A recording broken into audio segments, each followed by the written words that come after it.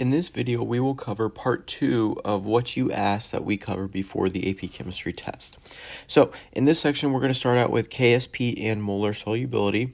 And remember that KSP, a generic KSP reaction, is going to look something like some sort of solid dissolving and breaking apart into two ions. And ions are always aqueous. So, in question number 1 here, it's a multiple choice question, so we want to make sure we can do it without a calculator. It says that we prepare a solution by placing silver chromate in pure water. If the silver concentration is 2 times 10 to the minus 4, what is the value of KSP? So let's write a reaction, Ag2CrO4, solid, breaks apart into 2 silver ions and a chromate ion. And for solids, we put an X through it because they're not going to impact our equilibrium expression. And that X represents the molar solubility. So molar solubility is always for your solid. And this will be 0, 0 plus 2x because of the 2 on silver, and then 2x plus x and x. And so we always want to write our K expressions. I know for multiple choice it doesn't make a big difference. But here we go. And here's what I know is I know that silver is 2 times 10 to the minus 4. So if 2x equals 2 times 10 to the minus 4, then x must be 1 times 10 to the minus 4. So what I'm going to do is I'm going to take silver, which they give me, 2 times 10 to the minus 4. That needs to be squared times 1 times 10 to the minus 4. 2 times 10 to the minus 4 squared. 2 squared would be 4. Times, or 10 to the minus 4 squared would be times 10 to the minus 8. And then we're going to take that, we're going to multiply it by 1 times 10 to the minus 4. And so what I'm going to get is 4 as my base times 10 to the minus 12, and that should be A. So I could have done that all without my calculator. In question number 2, it says if the molar solubility of mercury sulfide is 5.5 times 10 to the minus 27 moles per liter, what is KSP? So again, let's write a reaction. Mercury carries multiple charges, but I know that it's +2 because sulfur is always going to be a -2 charge.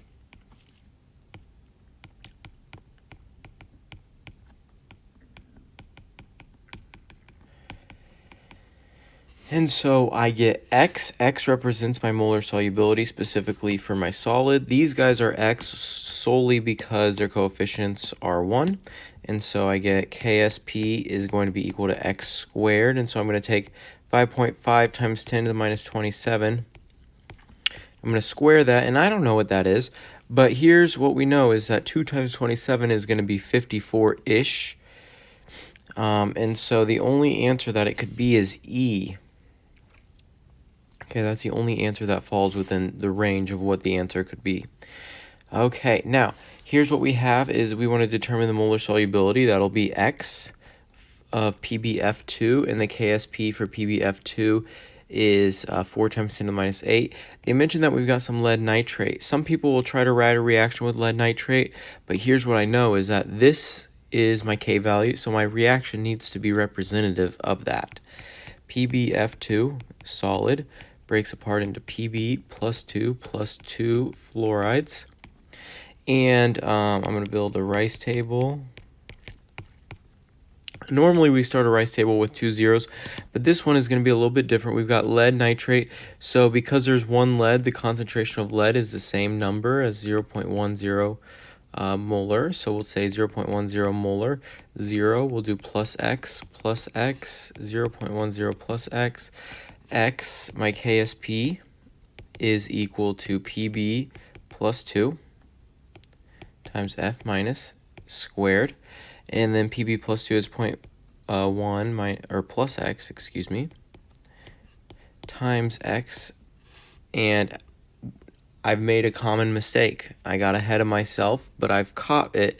And I caught it because I was going to square this, which is what I should do. But these guys should be 2x. So that happens to a lot of chemistry students, even myself. So this equals the KSP, which is 4 times 10 to the minus 8. And we need to solve for molar solubility, which will be x. So what I want to do is I want to say, let's use the 5% rule, make life a little bit easier. And so now I have 4x squared times 0.1 equals 4 times 10 to the minus 8. Well, if I divide each side by 0.1, I'm going to get, let me just double check, divide by 0.1 is the same thing as multiplying by 10. So I'll get 4 times 10 to the minus 7 equals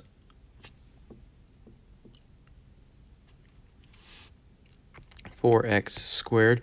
Divide each side by 4.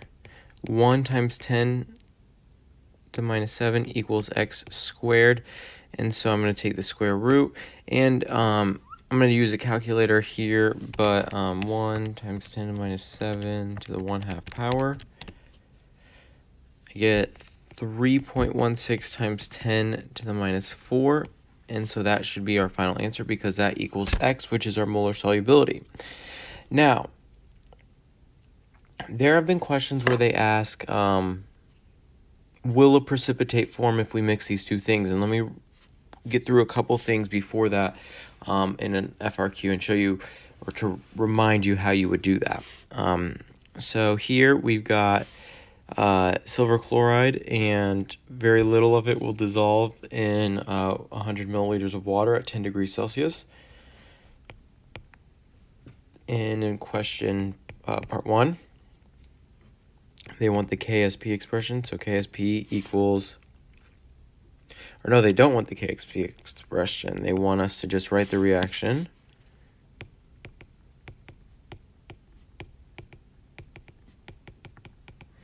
Okay, part 2. Calculate the solubility. Well, this is a solubility, but it's just grams per milliliters, so that's no good. So what we'll do is we'll just go from grams, 8.9 times 10 to the minus 5 grams of AgCl. There are 141.87 grams of AgCl for every 1 mole of AgCl.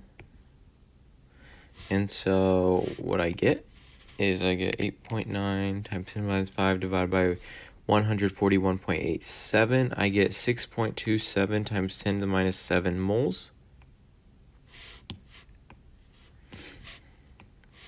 And then molarity equals moles over liters, which is 6.27 times 10 to the minus 7 divided by 0.1 liter. And that'd be the same thing as multiplying it by 10. So I get 6.27 times 10 to the minus 6. And that is my solubility of silver chloride. And what I want to do is I want to say, okay, that's the molar solubility. So calculate the volume of the KSP. Well, from our reaction,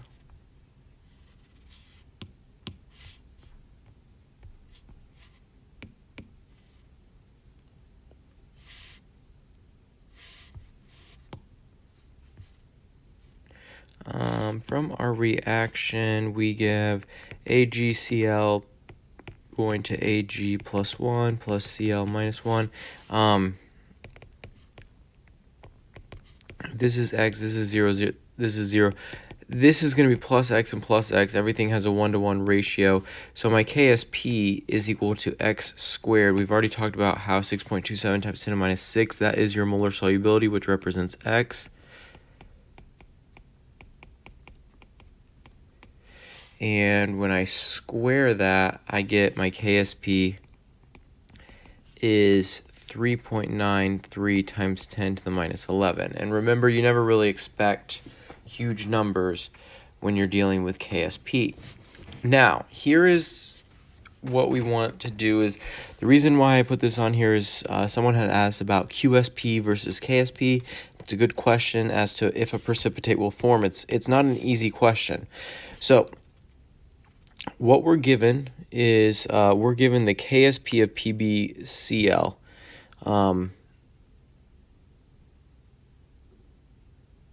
And we don't need anything with this, so that's just kind of, just ignore that. What we're going to do is we're going to take 600 or 60 milliliters of 0.04 molar NaCl. We're going to add it to 60 milliliters of 0.03 molar lead nitrate, and we just want to know, will a precipitate form? Well, we're going to be using lead chloride as a possible precipitate because we got sodium, which never creates a precipitate, but we've got chloride, we've got lead, and so those guys could come together. And so what we want to do is say PbCl2, Pb plus 2 plus Cl minus 1, but we need 2 of them. So what this is saying, this question, if you remember when we learned this earlier in the year, this is saying, will the reaction shift left? Because if it shifts left, we form a precipitate because we go to the solid state of matter. And the way we figure out is if we shift left is all we have to do is we know K. We just got to figure out, is Q over here or is Q over here? Okay, so that's what we're going to do. We're going to get a QSP expression, and QSP is the same thing as KSP, but QSP could be at any time. We need to get the concentration of lead, and then the concentration of chloride, and then we'll square chloride. Here's what we got to do is we can't just use these concentrations because they're getting diluted. So what we're going to do is we're going to take the concentration of NaCl, and we'll just dilute it. And the concentration of NaCl is the same thing as the concentration of chloride because they're in a 1-to-1 ratio. We'll do a dilution. M1V1 is equal to M2V2, 0.04 molar.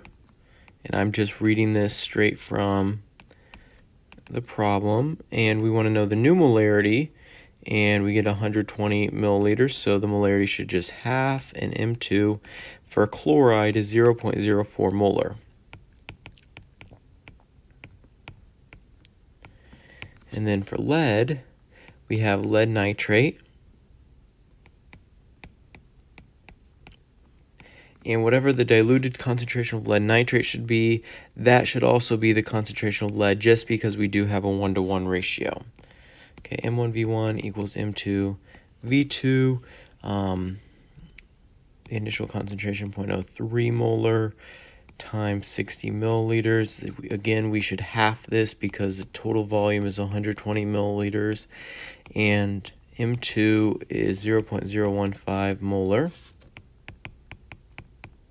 And so if I just math that, I will get QSP. And QSP is 6 times 10 to the minus 6. I'll compare that with my number line. K that they gave me was 1.6 times 10 to the minus 5. And so I've got to say, okay, Q is all the way over here. Q is 6 times 10 to the minus 6. So we shift right.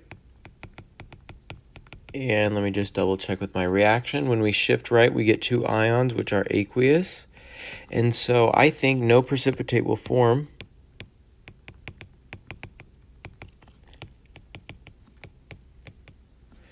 because Q is less than K. And that's the only reasoning that you need. Okay, so a question like this has shown up before where they give us a reaction and they want us to get, and I'm going to ignore this. I'm not going to bother calculating the KSP for this. What I want to focus on is that they say the student wishes to significantly increase the solubility of calcium hydroxide and has access to these 4 things. What substance, when added to calcium hydroxide, would increase the molar solubility most significantly? Justify your choice based on the concepts of chemical equilibrium, such as Le Chatelier's principle. So if I'm going to increase solubility, that means I'm going from solid to aqueous. So what I need to be able to do here is I need to have this reaction shift right. Okay, a lot of people would pick distilled water, and I agree. The amount the grams of calcium hydroxide you would be able to dissolve would be more if you just added water. However, the molarity or the molar solubility would not be more because you dissolved more moles, but we also had more liters, and so the ratio stays the same. So this is not our answer. If we add potassium hydroxide, hydroxide increases, the reaction shifts left, which is a precipitate forming, which means that the solubility does not increase. Calcium chloride, same exact thing. That would be calcium ion increasing, so that can't be it because the reaction would shift left. So it has to be HCl, but we want to make sure that we can put it into words as to why. And the reason why is the added H plus from HCl will react with the hydroxide ions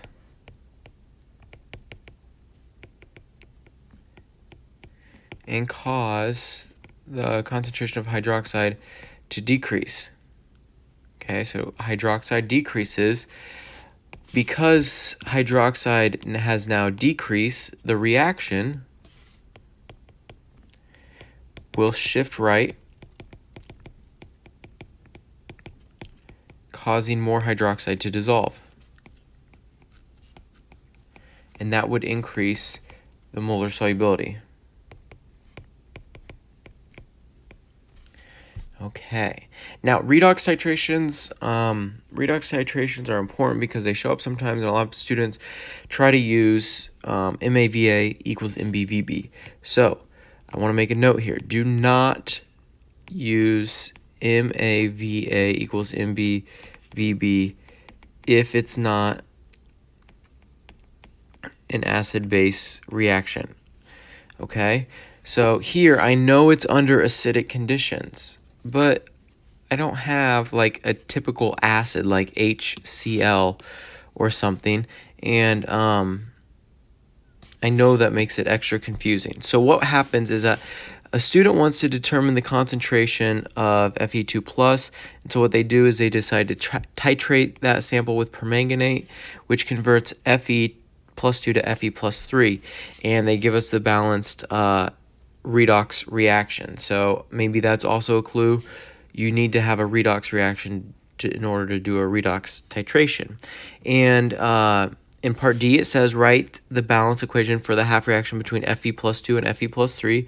That should be pretty straightforward. Fe plus 2 goes to Fe plus 3, but then to balance it, we got to say, okay, iron is balanced. We don't have any oxygens. We don't have any hydrogen, so let's just use our charge box. Plus, oops, I'm going to make this a little bit out of the way.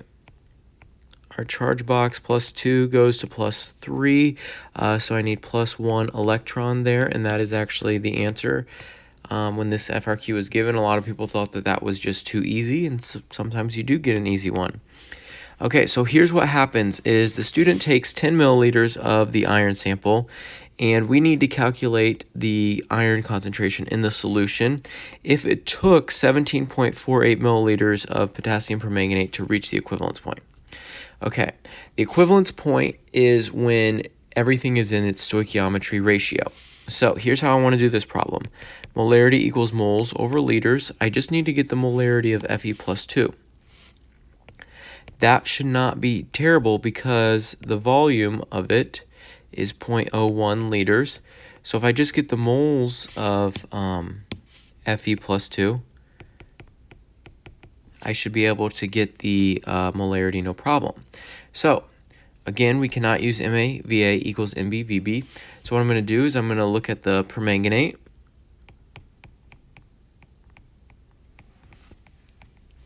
And I'm going to say molarity equals moles over liters. It took, we had 0.0350 molar of permanganate. We want to know how many moles of MnO4. And divide that by 0.01748 liters. And X, when you do this, is 6.118 times 10 to the minus 4 moles of MnO4. So all I need to do is just mole bridge from here to there, and then plug it in, and I should be good. 6.118 times 10 to the minus 4 moles of MnO4.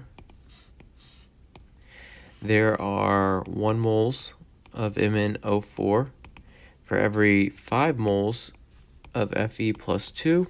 And so when I do that, I'm going to end up with 3.059 times 10 to the minus 3rd moles of Fe plus 2. I'm going to bring that over here, 3.059 times 10 to the minus 3rd. And the molarity that I get is 0.3059 molar, and that equals a concentration of Fe plus 2. So redox reactions, their titrations specifically just use basic stoichiometry, not MAVA equals MBVB. Okay, let's do initial rates. Some people asked about that. So kinetics hasn't shown up recently, but it still could, and so we want to be ready for it. We want to figure out in part A the order with respect to reactant A, and so in order to do that, we would like B to drop out, and so 2 rates that could do that would be rate 2 and rate 3. And so for A, what I'm going to do is I'm going to say rate 2 divided by rate 3, and rate 2 is 1.08 times 10 to the minus 2 molarity per second. Rates are always in molarity per time, equals K, which is unknown right now, times 0.034. I'm going to call this X, and I'm going to call this Y.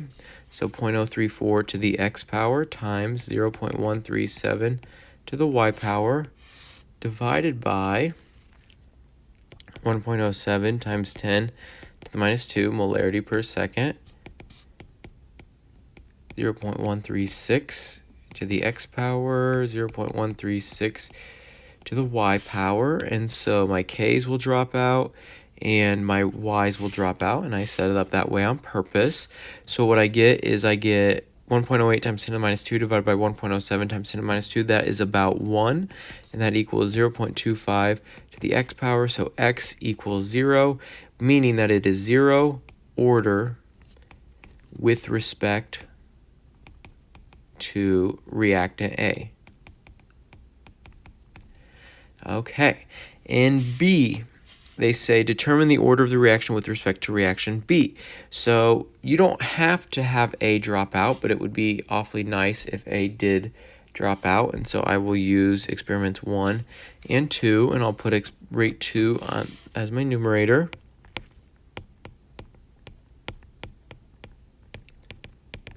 And that gives me 1.08 times 10 to the minus 2 molarity per second. That equals K, 0.034. And I could say to the X power, but I know what X is, so I'm going to say to the 0 power times 0.137 to the Y power divided by 6.67 times 10 to the minus 4 molarity per second. That equals K, 0.033 to the 0 power times 0.34 to the Y, or 0.034 to the Y power. K's drop out, my reactant A drops out, and what I end up with is 16.19 equals 4.02 to the Y. Y is basically 2. So this is second order with respect to reactant B. So write the rate law. That's easy enough. So for part C, the rate law is rate equals K, the concentration of, I think it was just called A, to the 0 power times B to the second power, or you could just say rate equals K, B to the second power. And in D, what they want is determine the value of the rate constant and include units. Now, this is the rate constant. You got to get the units right. We are overall second order. So this is always going to have seconds minus 1 or minutes minus 1, essentially just your time unit minus 1. So I just need one molarity to make sure that my exponents add up to be second order. In D, so I'm just going to pick an experiment. I'll pick experiment number 1. And in experiment number 1, I'll just plug in the numbers. So I get 6.64 times 10 to the minus 4 molarity per second. That equals K times A to the 0 power, which will be mathematically insignificant because that'll be 1. Anything to the 0 power is 1, times 0.034 squared. And when I do my math here, I get 0.577 molarity minus 1 seconds minus 1. So what some people goof on is they say calculate the initial rate of experiment 4. Well, all I'm going to do is I have this, I just solve for K. So I'm going to plug in everything to my rate.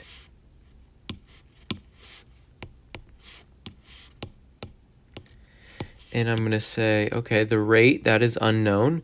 K is 0.577 molarity minus 1 seconds minus 1 times A, which is 0.202, I know mathematically. 0.202 because it's to the 0 power won't matter, but I'll still write it, times 0.233 squared.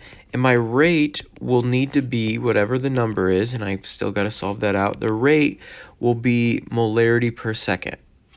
Okay, so plug in what you know, and rate 4 will be 0.0313 as my number, molarity per second. Okay, we've got 3 more problems here, and then I'm going to call it quits on this. And the last thing is integrated rate laws, and you want to get these formulas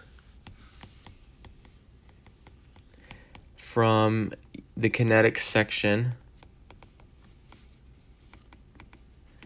of the periodic table. Okay, so what we have is we have in A here the decomposition of ammonia to nitrogen and hydrogen, and they say that it's a first order process. Well, that should be very important. And its half-life is 200 seconds, and we want to know how long will it take for the partial pressure of ammonia to decrease from 0.1 to 0.0625. So what we could do is we could say ln of A sub t minus ln of A sub naught equals minus kt. If you remember, if it has a little naught, this is the initial. This is at some time. Okay, and I'm going to plug in what I know here. You can plug in pressures to these formulas and still get the same answer. So the final pressure is going to be 0.00625 ATMs. The initial pressure was, what was it, 0.100 ATMs. That equals negative kt, and we will need to solve for how long. So I must have a way to get k, because I'm not seeing it here. So the half-life is 200 seconds. That's going to be important. So what you could do is say T1 half equals 0.693 over K. So 200 seconds equals 0.693 divided by K. So K, and this is going to be seconds minus 1 because it's a first order process, must be 0.003465.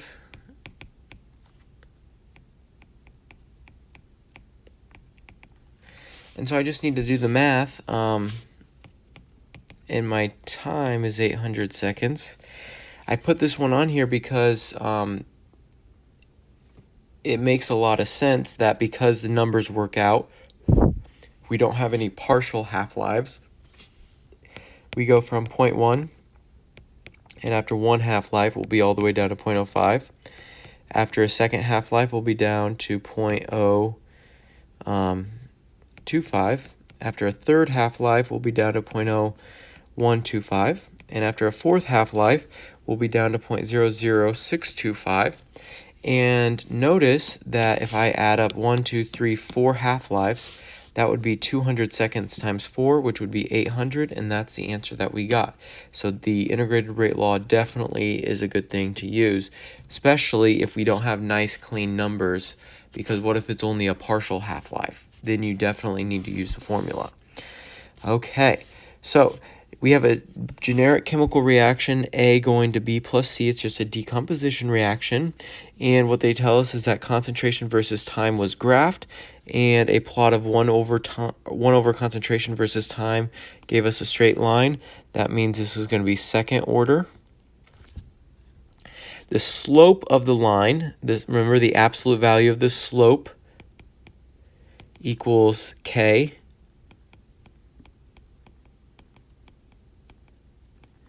And we want to know the time that it would take for A to decrease from 1.25 to 0.294. So what I'm going to do is I'm going to write my integrated rate law, 1 over A sub t minus 1 over A sub 0. That equals KT. We are going to finish at 0.294 molar. We started at 1.25 molar. K is 0.00378. Molarity minus 1, seconds minus 1, which again checks out. We do have second order. And so I'm going to solve for t. And give me a second. Just double check my math. I got 688 seconds. Okay, and I'm done. The integrated rate laws are pretty good. They're just mainly a plug and chug type thing. Okay, so consider the following first order gas phase decomposition with a rate constant of 660 Kelvin, or at 660 Kelvin of 4.5 times 10 to minus 2 seconds minus 1. From that, they told me it was first order, but based on the units, I do confirm that it is first order. And what we want to know is that if we began with an initial concentration of 6.25 molar, what is the molarity of the substance after 60 seconds? So what I'm going to do is I'm going to take my integrated rate law for my first order process. I'm going to plug in what I know, and then I'm going to see how I'm going to solve this. So we want to know the final molarity. So that would be A sub t. The initial was 6.25. K is 4.5 times 10 to the minus 2 seconds minus 1. And then the time is 60 seconds. So what I'm going to do is I'm going to multiply these two guys, and then I need to add over ln 6.25. Okay, so I'm going to take a minute and do that. And let's see what I get. Ln of A sub t equals negative 0.867. So when it's natural log, that's the only time you can use e. So we'll take e to the minus 0.867, and that equals A sub t now. So A sub t, when I solve for whatever my calculator gives me, it definitely needs to be less. Okay, it definitely needs to be less because we start at 6.25 and 60 seconds pass. Of course it needs to be less, and I get 0.420 molar. Okay, and that makes some sense. So I'm going to go through gases really quickly, or different types of graphs that tend to show up. So this graph shows you that colder things move slower, and so if I look at the speed of this blue gas, its speed is definitely less than the speed of the hot gas. So that's one thing. Also, smaller molar mass equals faster speed. But if they're all at the same temperature, the kinetic energy is the same. Okay, this graph, here's what it's showing you is that we've got the activation energy, and we've got below this curve, this is kind of some calculus with an integral, but this represents some percent of from our not dashed line, whatever percent, so let's just say 30% is able to react. Now what if I lower the temperature? Less is going to be able to react, so that 30% maybe goes down to 10% or something, and so we definitely have more area over here. I would make sure you understand this graph. It shows up seemingly every year. What this graph is this is a half-life graph, which is exponential decay. And why this one is good is that we start at time 0, we start at 0.1, so at 0.05, we can see that the half-life is approximately 10 hours. Once we know that, we could say T1 half equals 0.693 over K. So 10 hours equals 0.693 over K. So K is equal to 0.0693. Instead of seconds minus 1 or minutes minus 1, it's actually hours minus 1 if you don't convert. And so then we could do a lot of kinetic stuff with that. Okay, if we add a catalyst, the catalyst is going to lower the activation energy, and it might make it a little bit squiggly. Just don't worry about that. Here what we see is that our products increase over time, our reactants decrease over time, and then eventually we reach a state called equilibrium, where the net change, the rate of forward reaction and reverse reaction are equal, and that is what equilibrium is. This graph shows us the ideal bond length. And notice that the energy is negative because forming bonds releases energy. And then we've got a couple more graphs. What we have is a basic titration curve. Let's mark it up. This is MaVa equals Mb Vb, moles of acid equal moles of base. This is called your equivalence point. Okay, that is good to know. At X, because Z was 60 milliliters, so X is 30 milliliters, this is your half equivalence point. And this is the concentration of acid equals the concentration of conjugate base. And pH equals pKa of your acid. At Y and at W, from the start to X, where basically the range which W is in, we have mainly acid remaining. That could be called HA. Here we have mainly conjugate base remaining. We could call the conjugate base A minus. And then after, we have lots of excess hydroxide. Okay, and then the last thing I'm going to go over is we just need to review that concentration versus time is 0 order. Natural log concentration versus time is first order. 1 over concentration versus time is second order. And the absolute value of the slope, that equals your rate constant, K.